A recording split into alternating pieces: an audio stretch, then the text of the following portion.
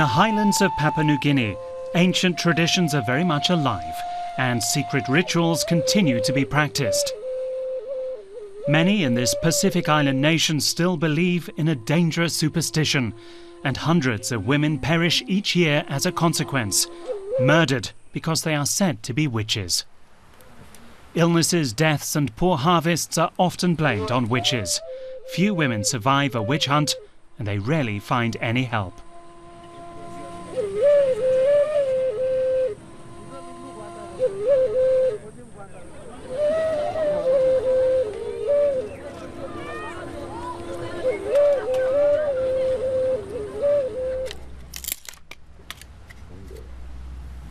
Dini Corral did survive a brutal attack.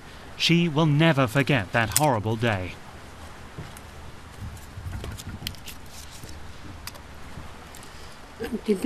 She tells us her son was sick and in hospital and he died. Then a group of men came and dragged her out of her house and took her to the pigsty.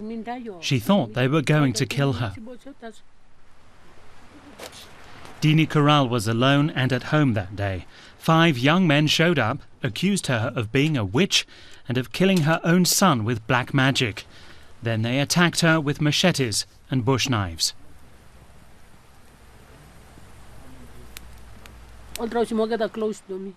She says they tore off her clothes. She was naked. They heated their knives over the fire and burned her with them. They said she was a liar and kept stabbing her till she lost consciousness.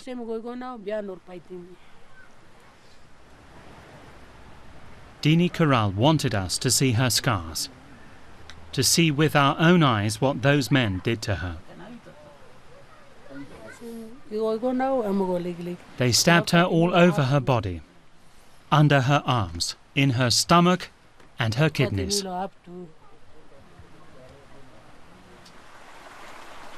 She had to spend a whole year in hospital. Then Dini Corral went back to her village. She did not know where else she might go. Her youngest son tries to protect her. The attackers live just a few houses away, undisturbed, and the village keeps silent.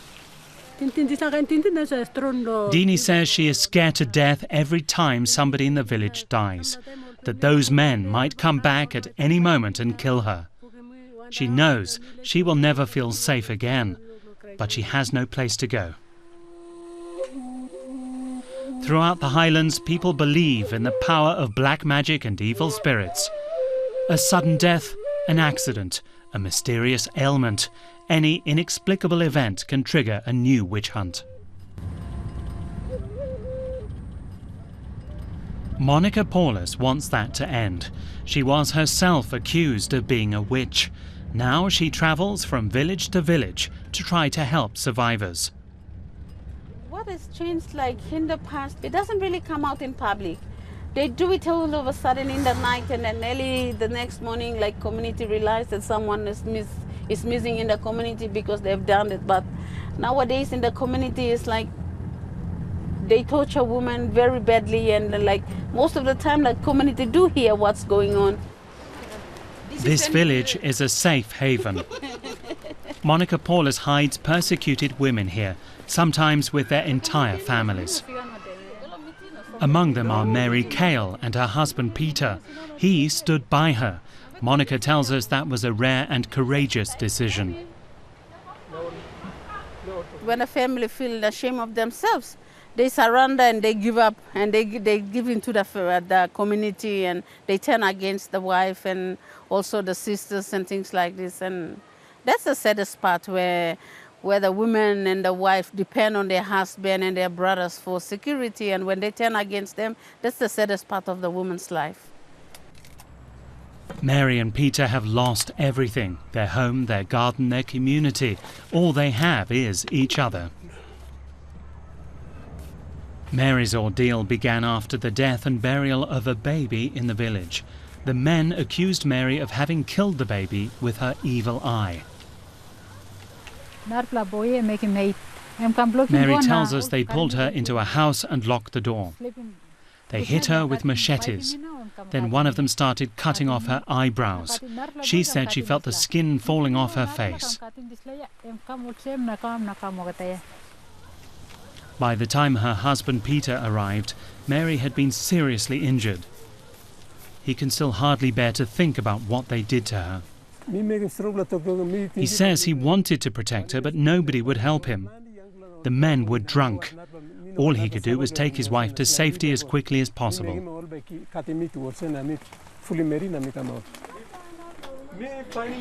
Their old life is history. Now they have to hide. They depend on handouts, and they live in constant fear. Anyone who has fled bears a stigma for life. The taint is even transferred to the children.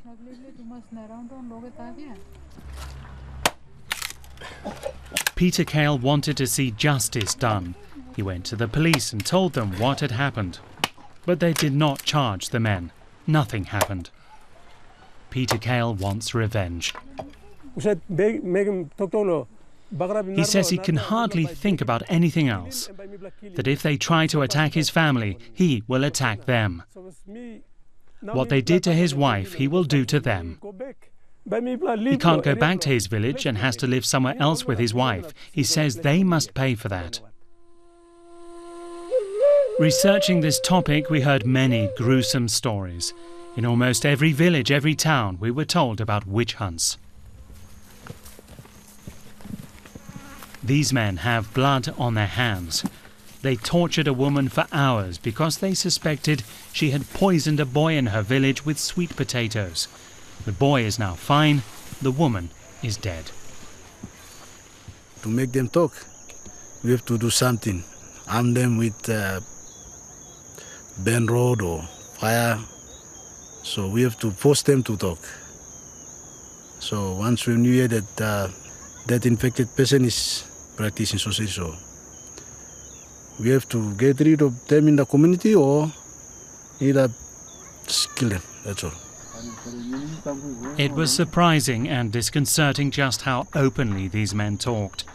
There was no hint of regret or shame. They even seemed proud of what they'd done. They are convinced they did the right thing. We still believe in sorcery. So when it happens, we still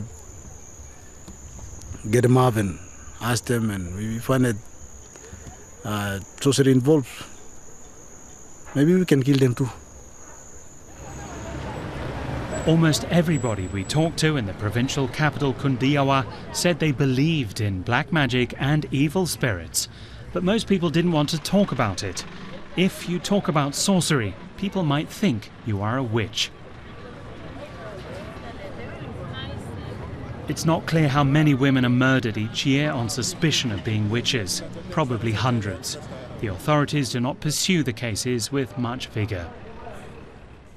Michael Welch is the chief of police in Chimbu province. He says the problem is not the crimes against women, but witchcraft. We can't prove sorcery in the courts. Okay. So if someone is accused of being a sorcerer, what can the police do? We don't have evidence to accuse that person.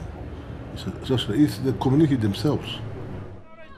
One might say witch hunts are just a brutal ancient ritual that has somehow survived to the present day. But there is more to it than that.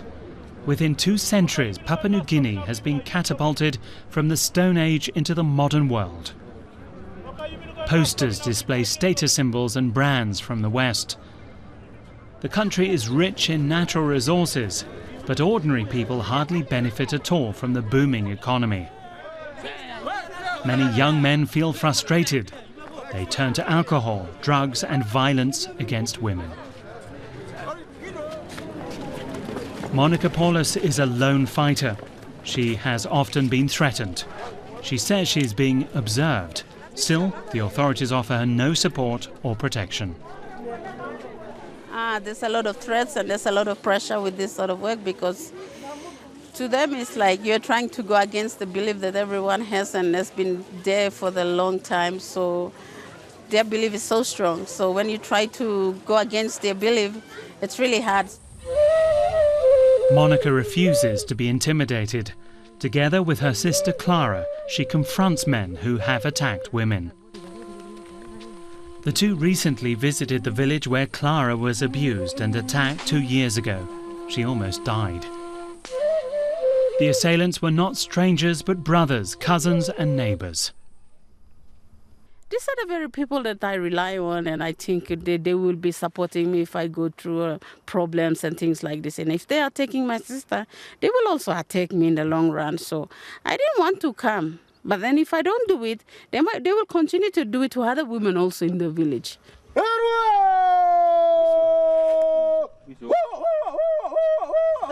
The men of the village welcomed the women like warriors, but with respect. It was a tense encounter. Monica Paulus stood up to the men. It took a great deal of courage to do so and to question traditional beliefs and practices. Her message is clear. The violence and the killing must stop. Maybe because I'm talking, they're responding positively, but at the back of their mind, they might think, oh, she's also trying to help the sorcerers, and they've already killed the family, so she's trying to make that network stronger, the sorcery network stronger. That's what they might be having in their mind. Who knows what they're thinking, but... It is hard to combat indifference and ignorance, and to persuade people to give up long-held but misguided beliefs. Monica Paulus still has an awful lot to do.